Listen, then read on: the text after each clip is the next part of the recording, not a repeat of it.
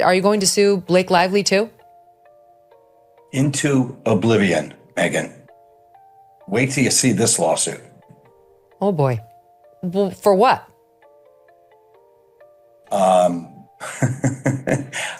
I'm just going to tell you, you're going to have to wait and see. It's coming up soon. This is Justin Baldoni's lawyer, and they did exactly what they said they would, sued them into oblivion. Justin Baldoni took things up a notch, accusing Ryan Reynolds of bullying him and demanding a whopping $400 million in damages.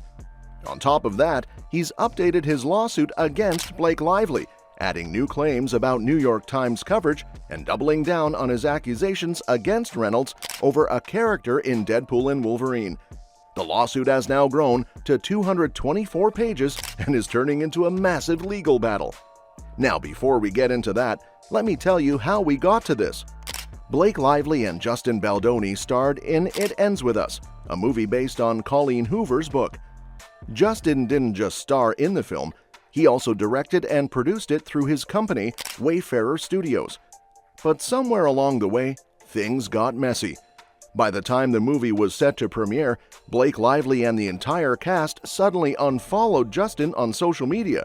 Suspicious, right? Even weirder, he was completely missing from the press tour. No red carpets, no interviews, nothing.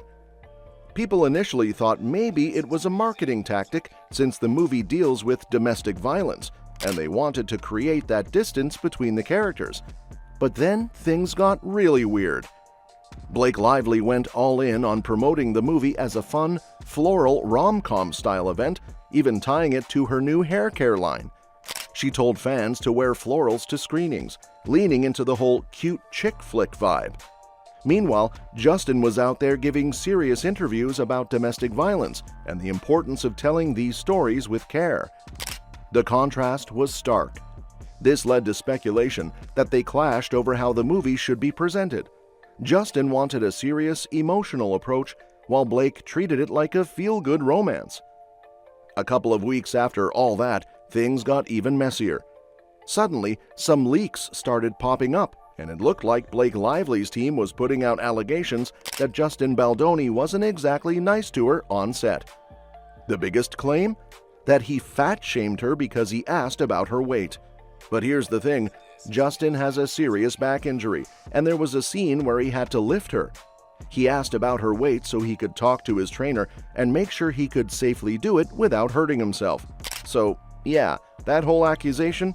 Pretty ridiculous. Then people started noticing Blake Lively's attitude in interviews. Not only was she brushing off the movie's serious themes and focusing more on florals, fashion, and her new hair care line. Us is in theaters now, so grab your friends, wear your florals, and head out to see it. Now that's not it. She was also acting pretty cold and sarcastic. But before we show you that, see how the male star replies to a similar question. Do you see a message in the movie? Yeah, I mean, I just hope that any women that see it, if they relate to Lily in any way, that they feel empowered and they feel seen and they feel heard and they find some hope to take steps to change their life. It's incredibly challenging to be in any situation that is remotely close to what Lily's going through. Yes. You can feel incredibly weak and alone, and it is such a hopeful and such a positive message at the end of the film. Now see how Blake responded when in one interview, a journalist asked her how she'd want viewers who had personal experiences with domestic violence to approach her about the film. Instead of giving a thoughtful answer, Blake straight up mocked the question. This movie is going to affect people and they're going to want to tell you about their life. So if someone understands the themes of this movie, comes across you in public, and they want to really talk to you, what's the best way for them to be able to talk to you about this? How would you recommend they go about it? Like asking for like my address or my phone number or like my location share. Or I could just location share you and then we could... As things escalated, people started digging up old interviews where she interrupted and talked over Leighton Meester during Gossip Girl days and made fun of her. Chuck has a matching pet monkey with coordinating outfits, and I was like, I would love to be part of the show, but I can't act with a monkey. And then I got a few of them. You got a few of them. Come on, it was a joke. There is more of that. I think I'm just brunette because of the books. And everyone knows blondes are nicer anyway. A moment by me. Remember Savannah. It was the Then there was that infamous moment when a reporter congratulated her on her pregnancy. Instead of just saying thanks, Blake shot back with the same line, except the reporter wasn't pregnant. First of all, congrats on your little bump. Congrats on your little bump. What about my bump? She had actually either just gone through a miscarriage or found out she couldn't have kids. That clip went viral, and the backlash was intense. By this point, it was clear the It Ends With Us premiere didn't go as planned, and people's perception of Blake completely shifted. She went from being Hollywood's golden girl, best friends with Taylor Swift, happily married to Ryan Reynolds, living this picture-perfect life, to someone who might actually be a total diva. Somehow, she'd managed to keep this side of her hidden for years. The movie itself did well. It made a ton of money, so in theory she should have been celebrating. But she couldn't get over the fact that her reputation had taken a major hit. Honestly, people probably would have moved on. The internet's attention span is basically non-existent. New drama pops up every 24 hours. If she had just laid low for a while, done some better interviews and let things blow over, she probably would have been fine, especially since she's married to Ryan Reynolds, whom everyone adores. But nope, she couldn't handle the fact that people didn't like her anymore, or that they were calling out her alleged real personality. So instead of letting it go, she spent the last 4 months building a lawsuit against Justin Baldoni. Yeah, the guy who made this whole movie happen in the first place. And she finally dropped it on Christmas Eve. So in the first lawsuit Blake Lively filed on Christmas Eve, she wanted to clear her name. She went after Justin Baldoni and his PR team, claiming there was a hostile work environment, that he sexually harassed her, and that when she brought it up, he retaliated by launching a PR attack to ruin her image during the premiere of It Ends With Us. She took it straight to the New York Times, where a journalist revealed text messages and laid out the whole story. The article was titled, "We Can Bury Anyone Inside a Hollywood Smear Machine," and detailed an alleged campaign to trash Blake's reputation after she accused Justin of misconduct on set. In the lawsuit, Blake says Justin fat-shamed her, barged into her trailer while she was breastfeeding, and made inappropriate comments about his past porn addiction. She also claims he pushed for uncomfortable sex scenes and even made women watch videos of his wife giving birth, which she described as pornographic. Blake says Justin didn't want to hire an intimacy coordinator, making things even more awkward on set. She also mentions a team meeting where they addressed these issues, with a document outlining all the concerns, but despite agreeing to change, Justin continued his behavior. This led to the retaliatory PR campaign after the movie premiere. These allegations were serious and not a good look, but sadly, they aren't exactly rare in Hollywood. A lot of people working in media or entertainment have had their boundaries crossed and have been made uncomfortable by others. What really stood out to me, though, was how these accusations seemed even worse given Justin's public persona. He's an ally, a feminist, and has a podcast called Man Enough where he talks about gender roles and masculinity. It's all about creating a safe space for conversations about masculinity, relationships, mental health, and more.